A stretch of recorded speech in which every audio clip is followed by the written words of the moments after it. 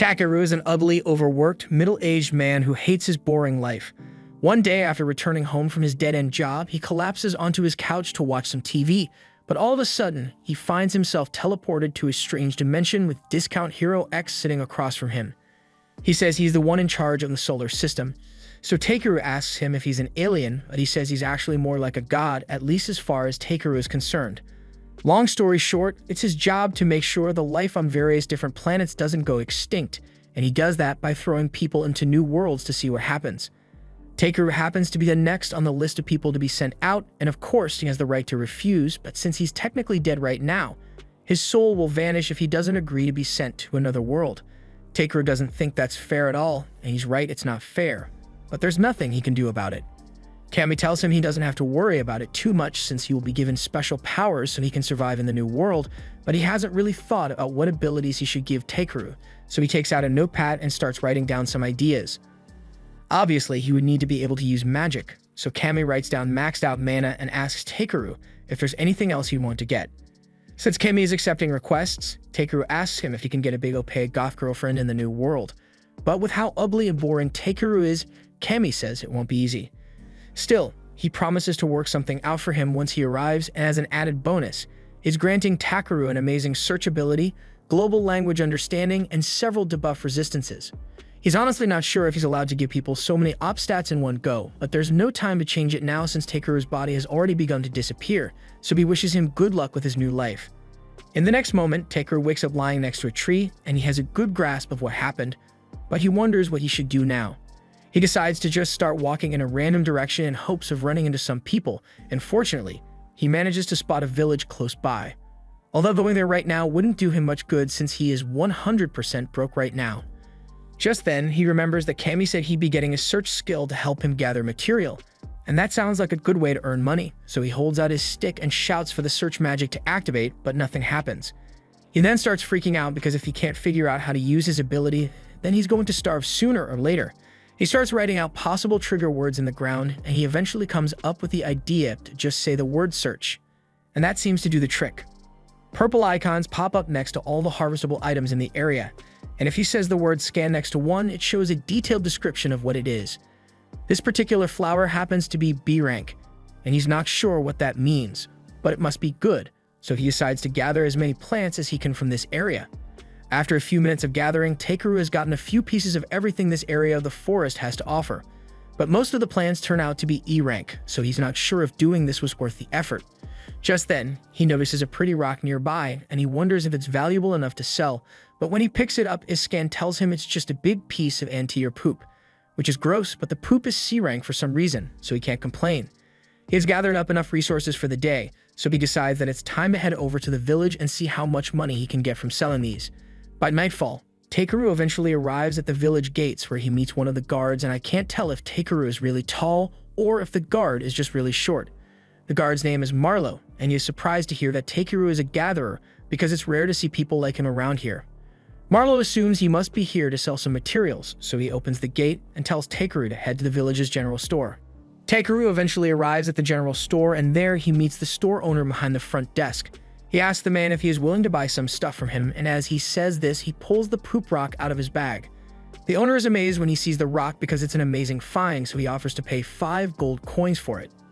Takeru is glad to hear that he can sell the rock, but he's not sure what 5 gold coins are really worth here, so he asks the owner for a little explanation. The owner tells him that if he wanted to stay at an inn, he'd have to pay around 500 raves, and 5 gold coins are worth 5,000 raves total, so this poop rock is actually pretty valuable. The owner asks Takeru if he has any more goods to offer, so he empties his bag, and the owner can't believe all the exotic plants he managed to gather. He asks why Takeru bothered coming to a remote village like this if he had this many valuable items, so he explains that he just picked these up during his journey here. The old man understands, and now that he has an idea of Takeru's skills, he says he has a favorite ask. Takeru didn't come here expecting to receive a side quest, but he says he's willing to help depending on the difficulty of the request. So the owner explains that he wants Takeru to get some mithril ore from the eastern mountains. That sounds like a lot of work, but the owner says he's willing to pay 360 gold coins for it, so Takeru accepts the mission. However, the owner then turns serious and mentions that there are monsters out in those mountains, and hearing that makes Takeru really nervous, so he is going to need to be careful. That night, Takeru rents out a room at the village inn, and he is glad he finally gets a chance to relax. The only thing that'd make this better is if he could get a bath, but he's not sure where to find one. Just then, one of the housekeepers knocks on the door and comes in with a bowl of hot water. Takeru asks her what this is for, so she explains that part of their service is to offer guests bowls of hot water so they can clean themselves, and Takeru's stench practically made her eyes water while he was checking in, so she brought some without him needing to ask for it. Takeru appreciates the gesture, but he says he'd prefer to have a proper bath instead. However, the girl looks at him in confusion because only nobles and rich people can afford to have baths, and Takeru has "Broki" written all over his face. He falls to his knees at the realization that he won't be able to take baths normally in this world, and the girl can see that he's really upset about not getting a bath, so she tells him that there are some wizards who are able to use spells to clean others, so maybe he could try that instead. After hearing her mention wizards, Takeru remembers that Kami gave him the ability to use magic, so he should be able to use a cleaning spell. He's really grateful for the girl's insight, so he gives her a huge tip as thanks and sends her on her way. Once she's gone, he attempts to use cleaning magic by yelling out the word "clean," and it works on the first try. However, feeling the magic rub all over his body causes him to make some weird noises, so the girl probably thinks he's a weirdo now.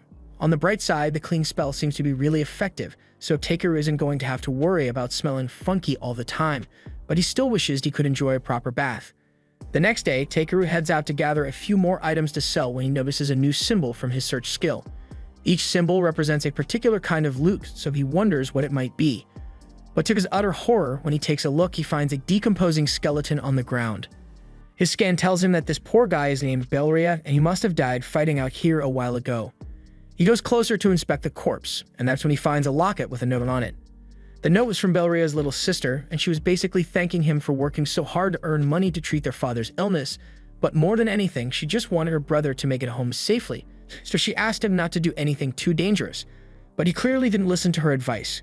Takeru spends the next hour holding a burial for Belria, and once that's done, he draws a circle and casts a barrier so he can set up camp. The next morning, Takeru heads further into the forest until he arrives at the Forest of White Trees.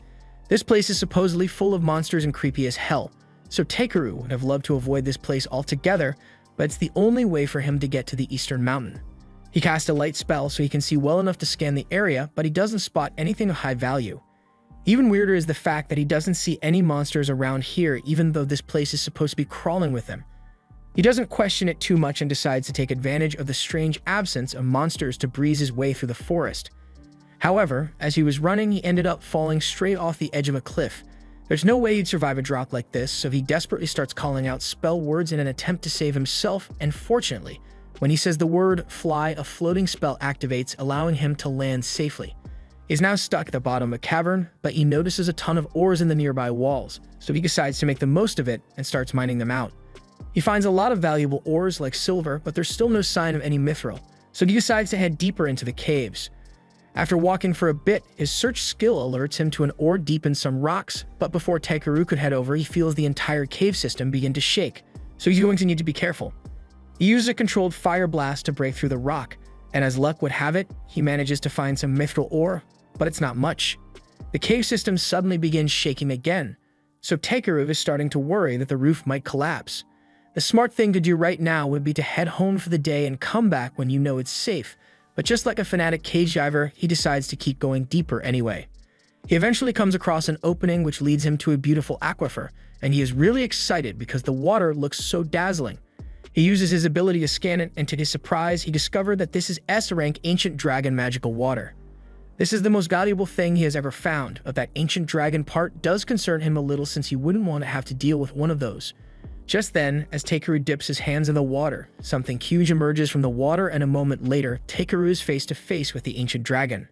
The dragon yells at him for daring to intrude upon its lair, and it is letting off a deadly pressure to intimidate Takeru, but he doesn't actually notice anything wrong. Takeru realizes this is his fault for intruding on the dragon's home, so he sincerely apologizes for his mistake, but this catches the dragon off guard since it has never seen someone remain so calm in its presence before.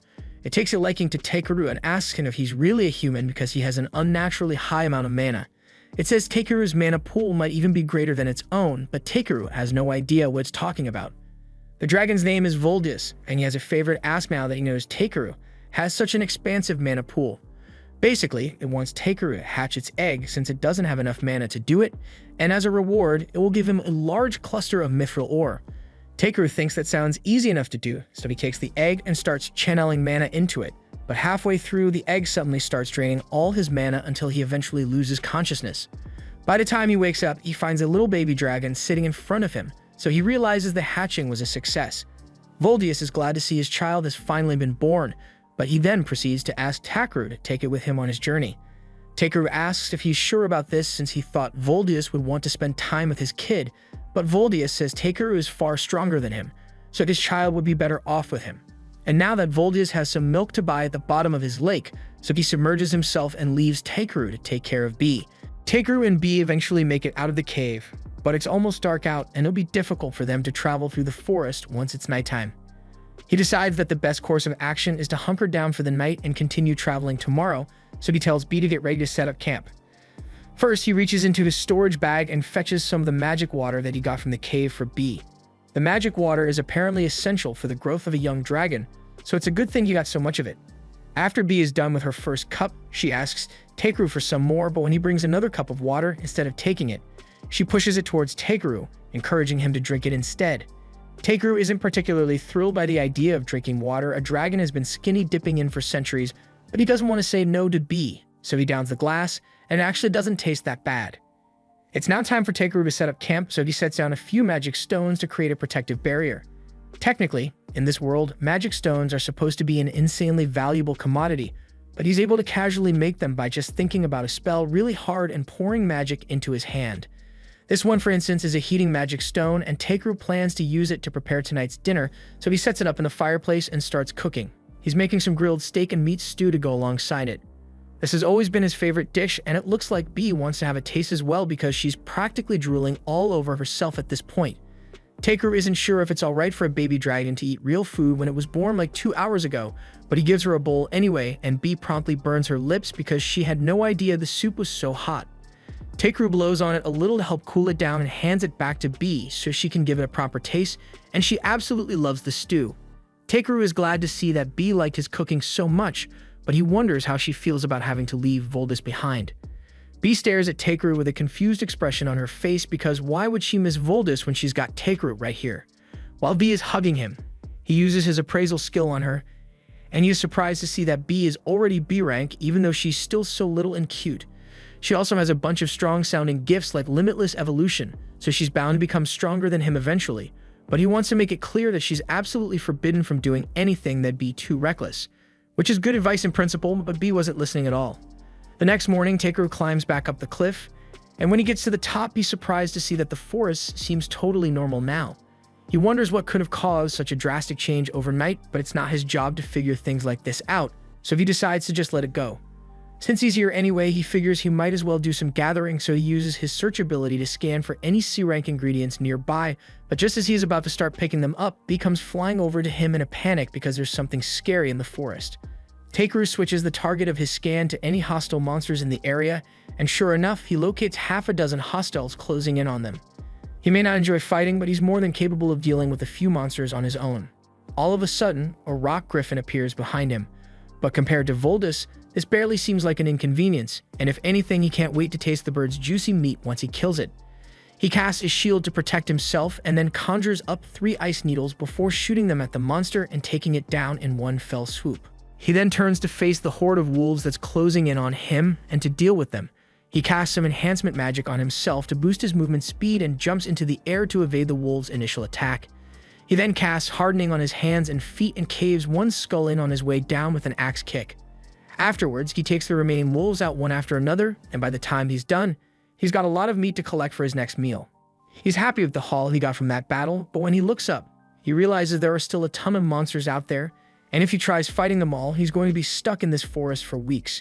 He wishes there was a way he could just avoid dealing with them altogether. And as he says this, Bee grabs onto the back of his jacket and starts trying to pull him into the air. Takeru wasn't expecting this to work since Bee is so much smaller than him. But as it turns out, she's actually pretty strong, so she manages to lift him into the air. However, at this rate, it'll take them 4 to 5 business days to get out of this forest, so Takeru decides to help out by casting weight reduction magic on himself. The second he does that, he and Bee shoot straight into the air, but Bee isn't exactly a trustworthy pilot, So midway through the flight, she accidentally lets go of Tegru, and he is sent hurtling straight for the ground. Somehow, he managed to survive that devastating fall, and on the bright side, he managed to make it out of the white forest in a matter of minutes, so the mild hip fracture was definitely worth it. They are pretty close to the village, but Tegru doesn't want to risk flying on B, so he decides to just walk instead. Along the way, B starts pointing towards the stick in Tegru's hand, asking what it is. He tells her that it's apparently a branch of the Yggdrasil tree, and it was just sitting in the bag that God gave him, so he decides to just take it out and point it at stuff to see what happens. B seems to understand something about the stick, so she breathes out a cloud of magic onto it, awakening the stick's true form. Tegru has no idea how or why that worked, but before he can figure it out, he suddenly hears a loud growling noise coming from the forest, so he immediately gets himself ready for a fight. Just then, B flies off into the forest by herself, so Tegru is forced to chase after her until they eventually find an elf girl propped up against a tree. Tegru rushes over to aid her since he's worried that she might have been injured by a monster, but the girl tells him she's not hurt, she's just really hungry. She hasn't had anything to eat or drink for 3 days now, and she's on the verge of starving to death, so she begs Tegru to spare her some rations. He can't just leave her like this, so he reaches into his bag and gives her some water, as well as the lunch he packed for himself earlier. The girl's eyes light up the second she sees the food, and she wastes no time scarfing it all down in a matter of seconds, but now that she's no longer starving, Tegru has a few questions for her. For one, he wonders how the hell she has been starving out here for 3 days when the nearest town is barely a day's walk away. The girl admits that she was in a hurry and got lost on her way out here. But even so, it's common sense to carry at least a few days' worth of rations with you at all times, yet she literally brought nothing. The girl is a little embarrassed and tries thinking of a good excuse, but she gets way too close to Tegru in the process, and once he catches a whiff of her, he realizes she stinks. The girl tries to defend herself by telling him it's not her fault since she had to camp out here for days on end with no supplies, but that doesn't change the fact that she smells like manure right now. The girl gets up and tells Tegru that while she is thankful for him saving her, she thinks it was incredibly rude for him to say that she stinks, even if it was true. She then runs off to continue her journey, but she didn't ask for any directions and she still has no supplies, so he doesn't think she's going to make it very far. But that's not his problem to deal with, so he continues heading back to the city with B. They eventually make it out of the forest, and along the road, B notices a carriage approaching, so he stops to talk to the driver. The man notices his staff and asks Tegru if he is a sorcerer, but while he could definitely be one if he wanted to, Tegru wants to stick to peaceful jobs, so he tells the man he's just a gatherer who happens to have a staff. The man then asks him what he's doing all the way out here, so Tegru explains that he is heading towards Hormi village. The man is surprised to hear that he's heading there on foot since it's quite a long journey, but it's not like he had much of a choice. The driver offers to give him a ride back to the village if he would like, and Tegru appreciates the gesture, but he's pretty big, so he is worried that he might take up too much space in the carriage. But both the man and his family already aboard tell him there's nothing to worry about, so he goes around back and climbs in. Something Tegru notices recently is that ever since he came to this world, children seem to just naturally like him.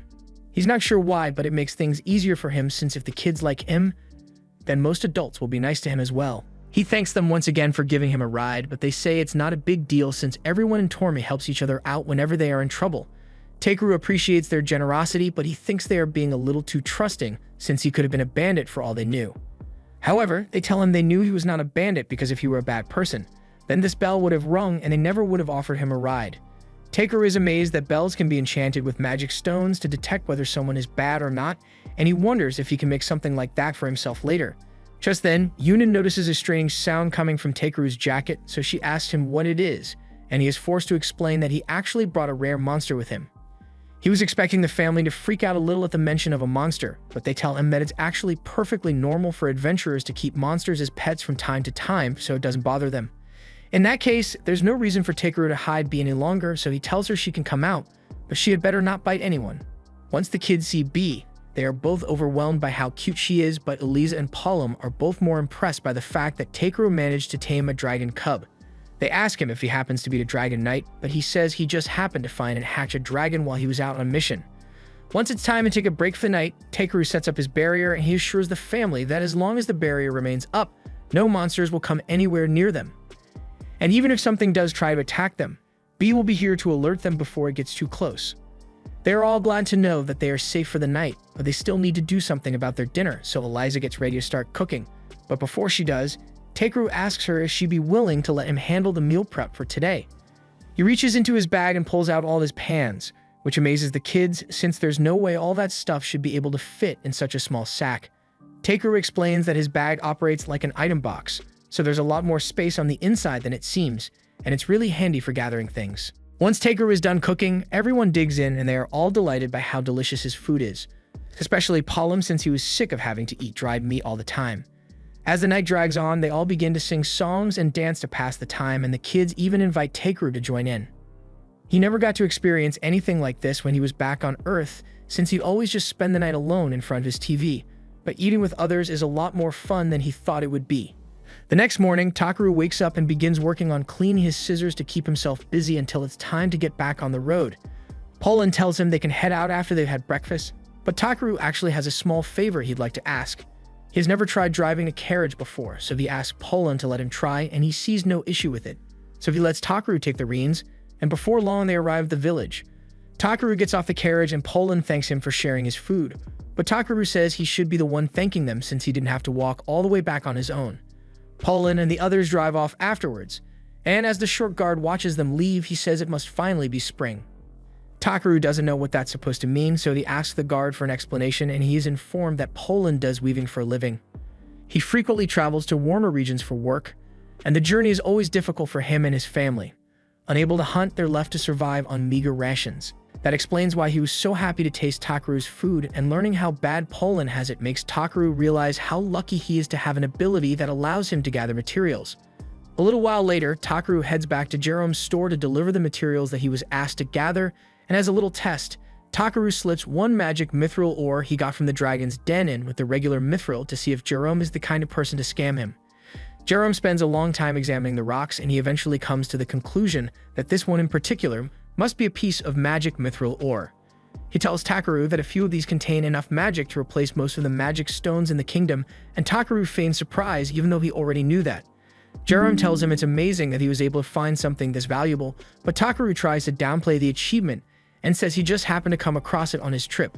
Even if Takeru claims to have found it lying at his feet, Jerome says it still takes considerable skill to be able to find things like this, so he tells Takeru that he would be better off heading to the city of Belkame. It's much larger than this village, and as much as Jerome doesn't like the idea of letting talent like Takeru leave, he will be able to find a larger variety of items to buy and sell compared to what he would get here. He just asks that when Takeru eventually makes a name for himself, he send a few extra customers Jerome's way. Takeru doesn't actually intend on becoming famous or anything, but the idea of heading to the big city does intrigue him, so he decides to read about it once he gets back to the inn. There, he finds out that Belkame has an adventurers guild that brokers requests all across the country. The adventurers themselves are divided into combat, support, and various other roles, and since Takeru is in another world, he wants to try out adventuring and traveling the world for a while. He decides that he is going to go join the guild in Belkame, but before that, there are still a few things he needs to do in Tormy. He heads into town and first finds someone to process all the monsters he caught, and while he's waiting for that to be done, he spends the night partying with the villagers and enjoying a feast. The next morning, Takeru heads back to the butcher, and now that all of the monster parts have been processed, he has enough food and seasoning stock to last for the duration of his journey. The woman tells him it's going to be lonely around here without Takeru around, and a lot of the other villagers have been saying they want him to stay a little longer as well.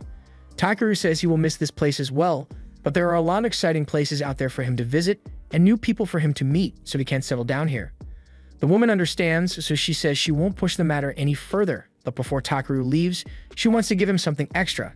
She hands him a bag and says she packed him a travel lunch. Actually, she packed him a ton of travel lunches, so it looks like Takeru isn't going to have to worry about food for a while.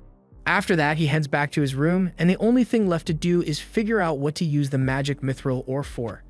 Jerome told him he couldn't afford to buy it, so Takeru has no idea what he's supposed to do with it now.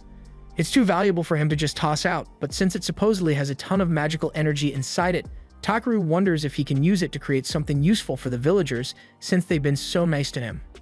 Just then, he notices his lamp on the table, and it gives him an idea, so he takes the magic stone and tries combining it with the lantern. It doesn't take long for him to figure out how to do it, and after a large flash, a magic item was created. The next morning, as Takeru was about to depart, the entire village came out to say goodbye to him. Takeru thanks them for everything they've done for him, and as his way of showing his appreciation, he made this for them. He tells everyone that it's a magic item that will create a barrier around the village to keep out any people with malicious intent, and while they are all grateful for his kindness, They wonder if it's really okay for them to take something so valuable. Takaru tells them it's fine since it's the least he can do to repay them. Plus, he wanted to make sure the village would still be in one piece in case he comes back to visit. Jerome is a little curious about what's powering the device, so he takes a look inside and sure enough, he finds the magic stone, which is worth a small fortune.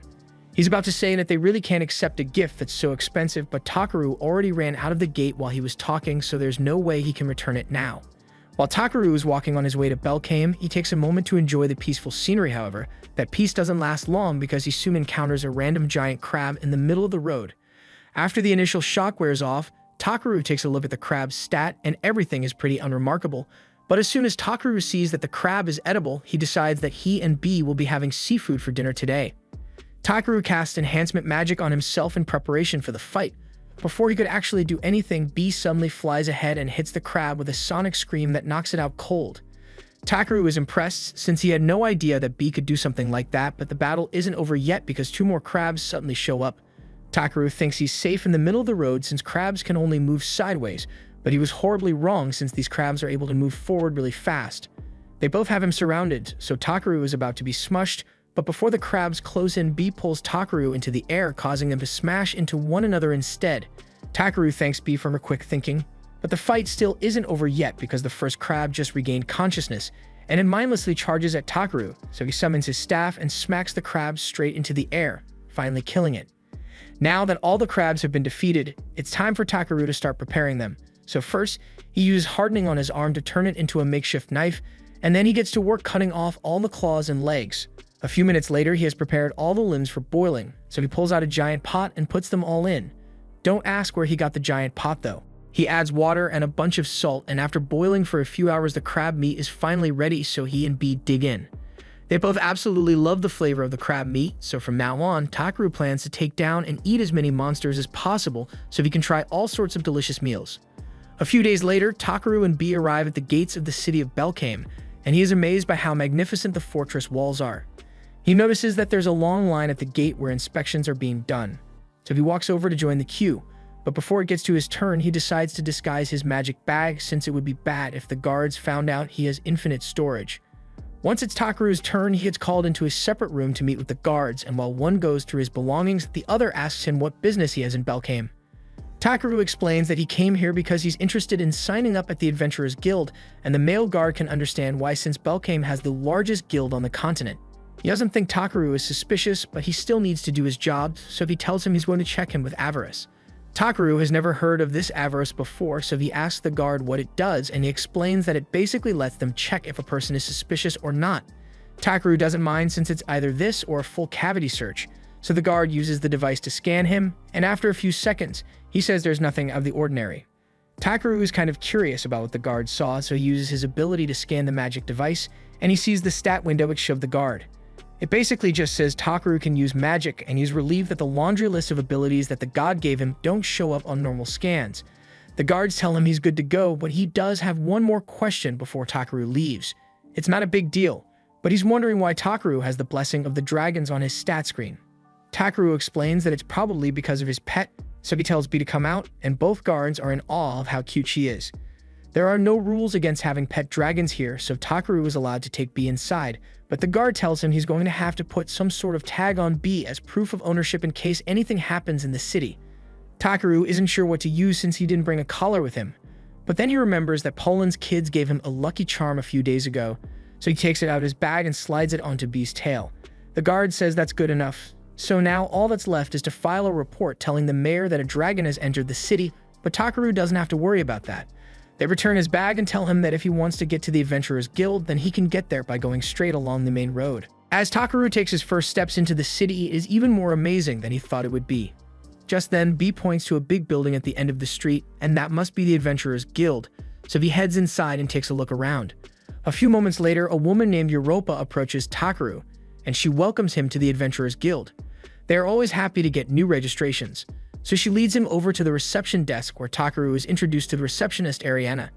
She asks him to fill out his name and current job on the form, and that sounds simple enough.